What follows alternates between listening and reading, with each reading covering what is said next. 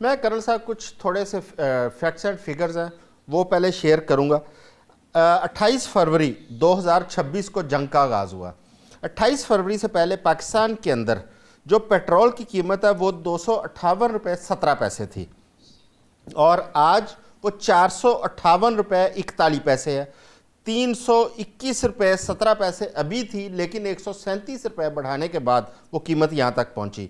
अब उसके अंदर हम परसेंटेज देखें, तकरीबन 77%, 77 से ज़्यादा बनता है जो कीमत बढ़ाएगी। इसी तरह डीजल पे हम देखें, 28 फरवरी से पहले पाकिस्तान में 275 रुपये 70 पैसे का एक लीटर था डीजल, लेकिन आज वो 520 रुपये 35 पैसे का लीटर है डीजल।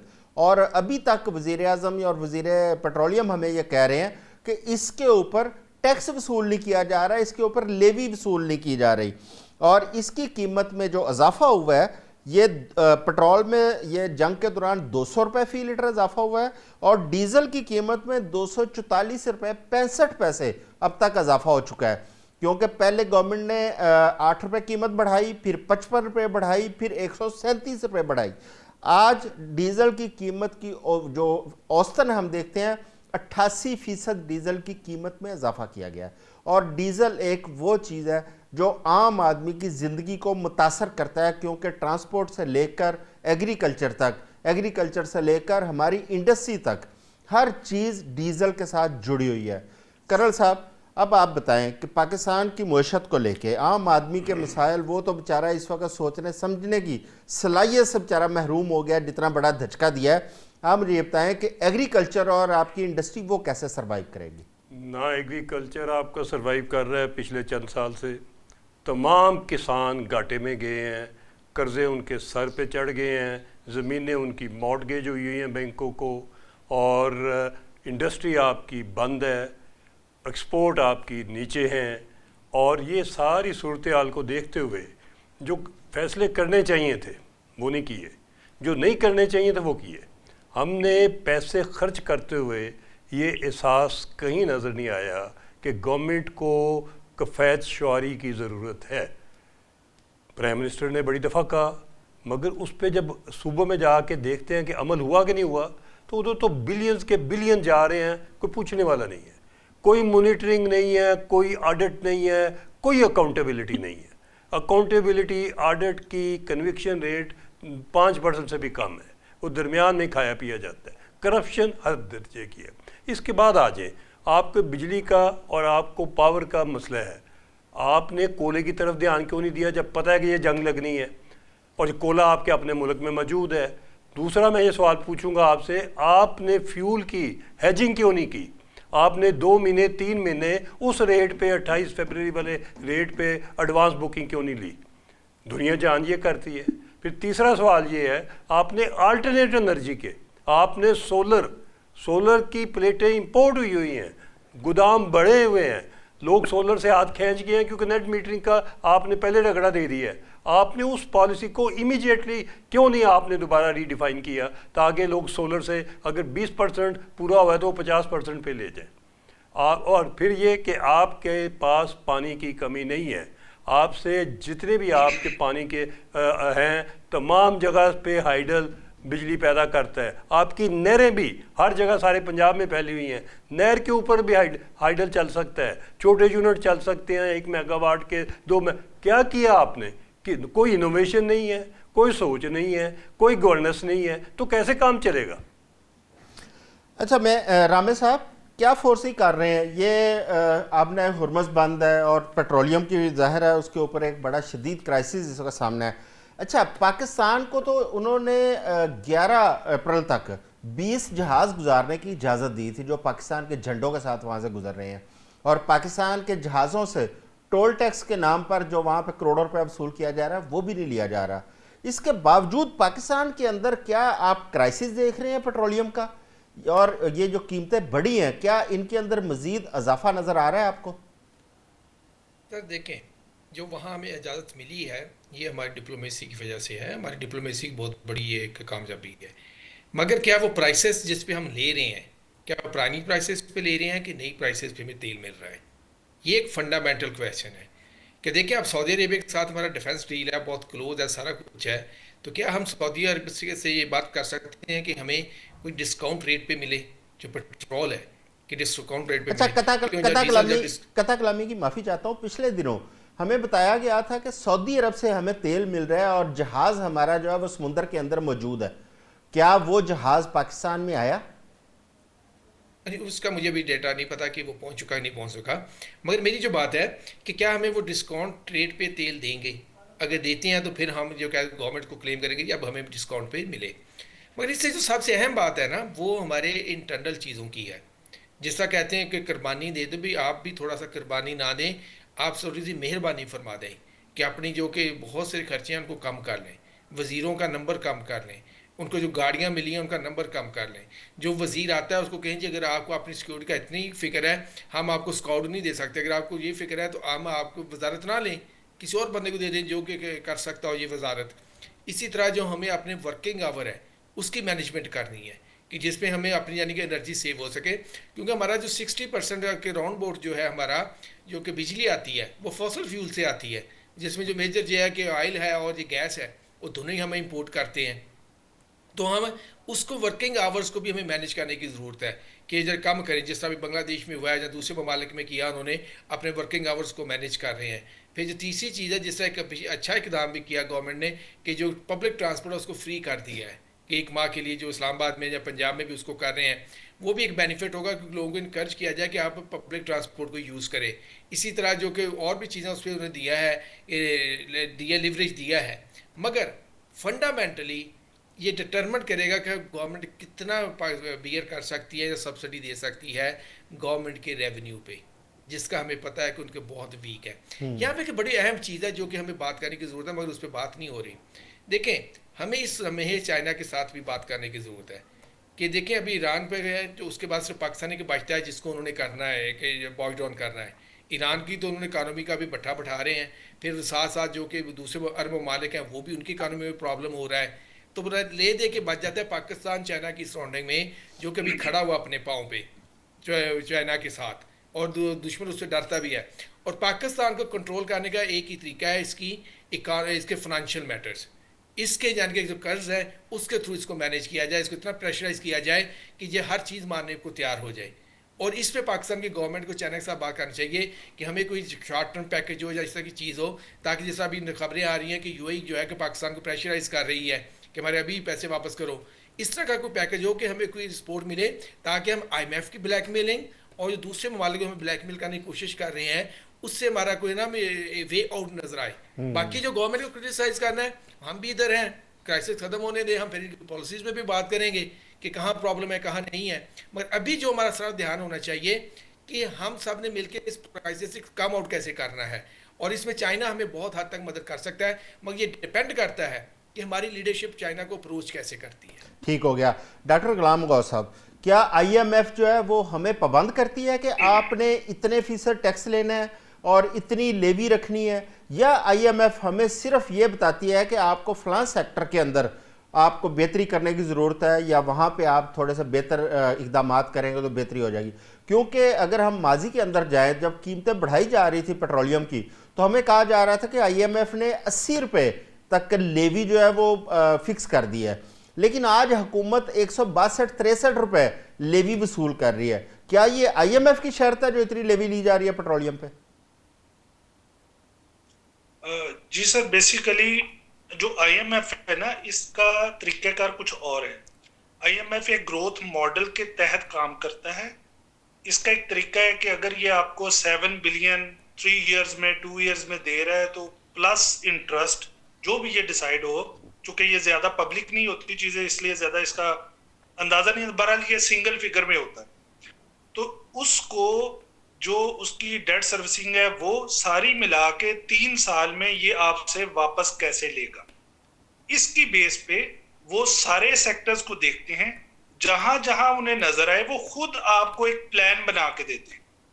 अब जो आपका फाइनेंस मिनिस्टर होगा वो अपनी टीम के साथ, और जो आईएमएफ होगी टीम वो अपनी टीम के साथ, दोनों प्लान बना के आते हैं, नेगोशिएशन होती है, और बात वो है कि जिसने देना है उसका हाथ हमेशा ऊपर होता है, जिसने लेना है उसका हाथ हमेशा नीचे होता है। तो हमें बहुत सारी चीजों पे झुकना पड़ जाता है, जिसकी वजह से ये इम्पैक्ट हमें आता है। और दूसरी बात, आईएमएफ का जो मॉडल है वो डिमांड को डिस्ट्रॉय करता है, मार्केट डिमांड को डिस्ट्रॉय करता है। मतलब वो कहेगा टैक्सेस लगाओ, टैक्सेस लगाएंगे तो कॉस्ट पुश इन्फ्लेशन आएगा, कॉस्ट पुश इन्फ्लेशन आएगा तो प्रोडक्शन महंगी हो जाएगी आपकी कंट्री में, प्रोडक्शन महंगी होगी तो लोगों की जो बाइंग पावर है वो कम हो जाएगी। लोगों की बाइंग पावर कम होने का मतलब सीधा सीधा है कि प्रोड्यूसर की जो प्रोड्यूस की हुई चीज है वो मार्केट में सेल नहीं हो रही, वो अपना प्रोडक्शन यूनिट या तो लिमिटेड कर देगा या बंद कर देगा। अल्टीमेट उससे क्या होगा, डाउनसाइजिंग होगी, अनएम्प्लॉयमेंट होगी, पॉवर्टी होगी एंड सो ऑन। तो ये पूरी दुनिया में आईएमएफ आज तक जिस भी मुल्क में गया है उसका मॉडल सेम रहा है। उसे ये है कि मैंने अपना विद इन टाइम फ्रेमवर्क अपना पैसा वापस कैसे वसूल करना, और वो करते हैं।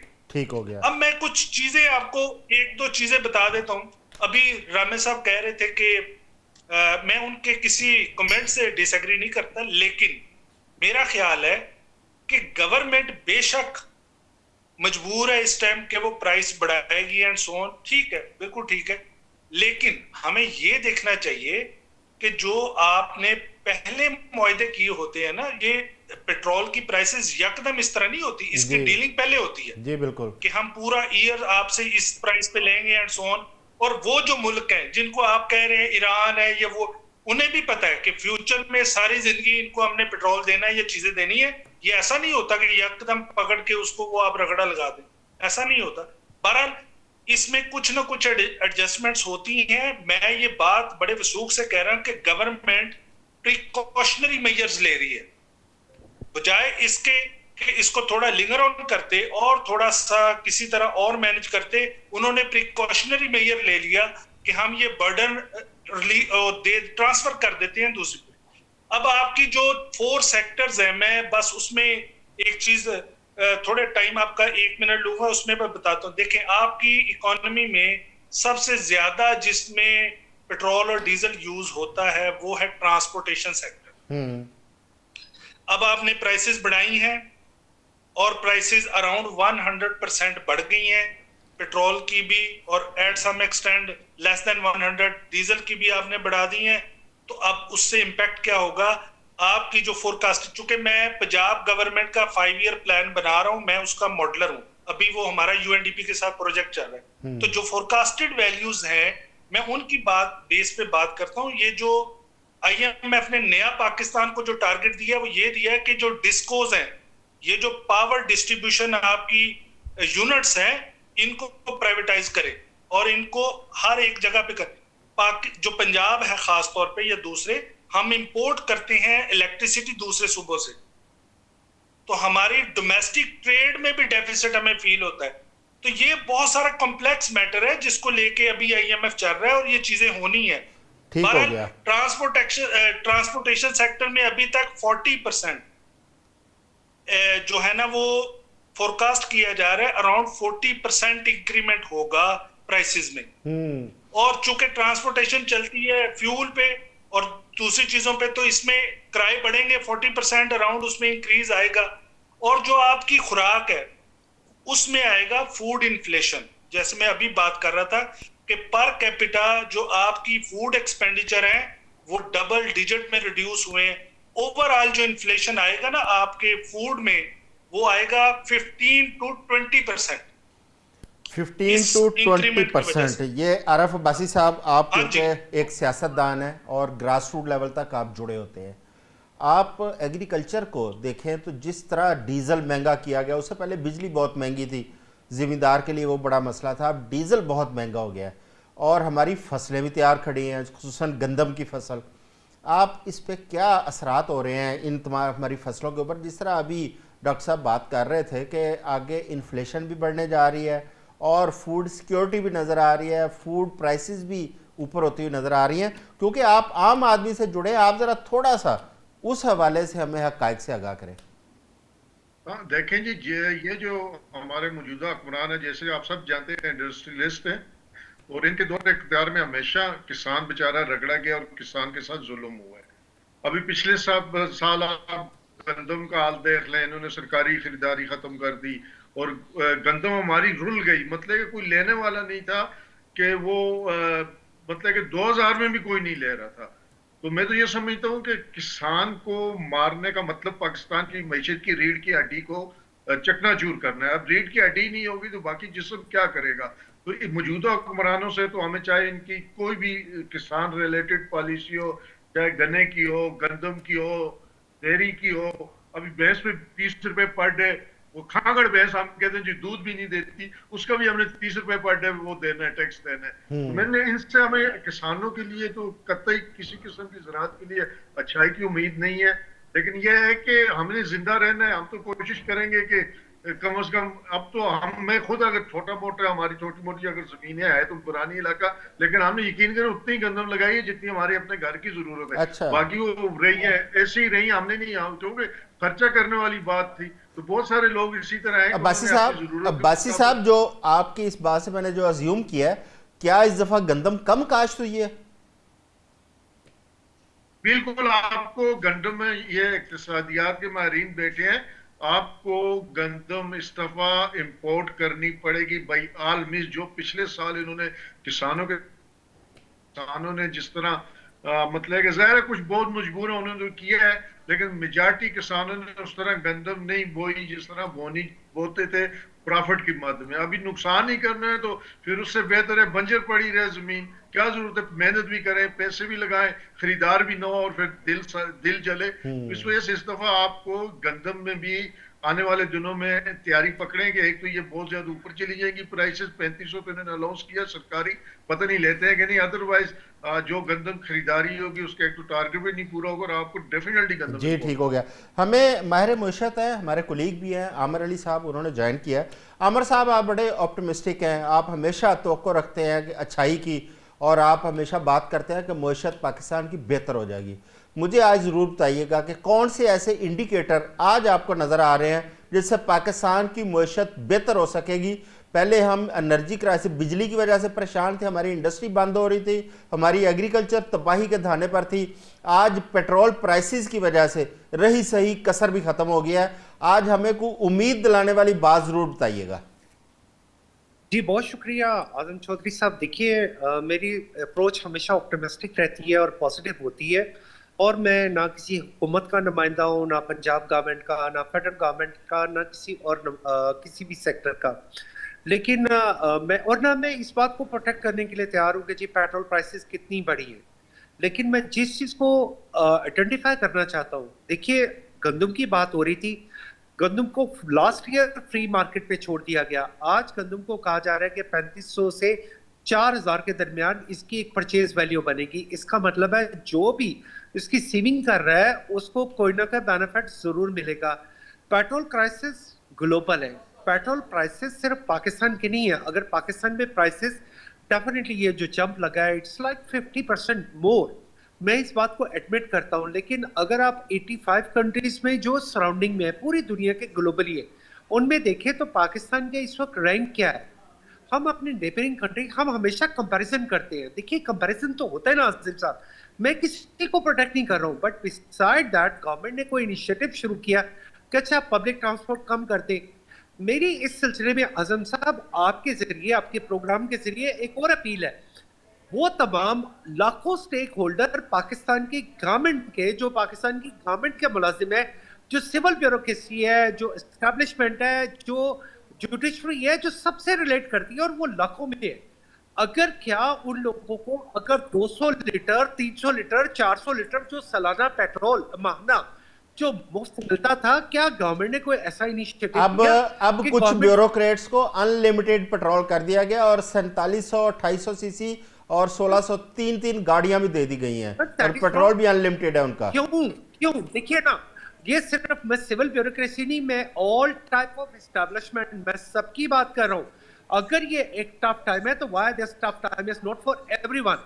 वो जुडिशरी, सर आप जुडिशरी में देखिए, आप टोटल देखिए पता नहीं 8 लाख लोग हैं जो कि बेनिफिशियरी हैं, जो महाना 200 लीटर 400 लीटर 500 लीटर पेट्रोल ले रही है।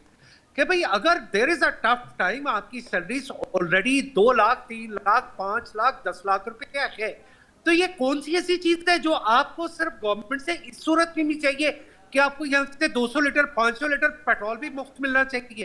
तो व्हाई नॉट हमारी गवर्नमेंट एक बोल्ड डिसीजन करे, और वो बोल्ड डिसीजन हो कि फेल फॉर आजम चौधरी साहब, क्या आपको याद है कि हमने पंजाब गवर्नमेंट के इनिशिएटिव को हमारे प्रोग्राम में हमने डेफर किया था कि why Punjab government is using this all protocol, और उस प्रोटोकॉल को कैंसिल किया गया। आज मैं आपके प्रोग्राम में बैठ के बात करता हूं कि अगर कुर्बानी की बात की जा रही है, I don't need to protect anyone, मुझे एक चीज की बात करनी है, where is the reality, and the reality is here कि आप उन 8 लाख लोगों को, वो 8 लाख है, वो 1 लाख है, 2 लाख है, I don't want to go for that figure, 200 से लेके 800 लीटर तक की आपने जो प्रिविलेज दी हुई है, और उस प्रिविलेज को अगर वापस ना लिया जाए तो इसका मतलब है वो अशराफिया, जिन्हें हम अशराफिया कहते हैं, उनका अवाम से ताल्लुक खत्म हो जाएगा।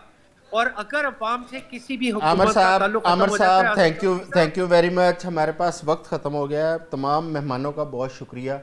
ये कुर्बानी क्या सिर्फ अवाम ने देनी है? क्या अवाम को कुर्बान करके और हुक्मरानों ने और अशराफिया ने अपने अखराजात चलाने और ख़ुद कंप्रोमाइज़ नहीं करना? ये एक सोचने वाली बात है। आज के लिए बस इतना ही। कल दोबारा आपकी खिदमत में हाज़िर होंगे। अपना ख्याल रखिएगा। अल्लाह हाफ़िज़।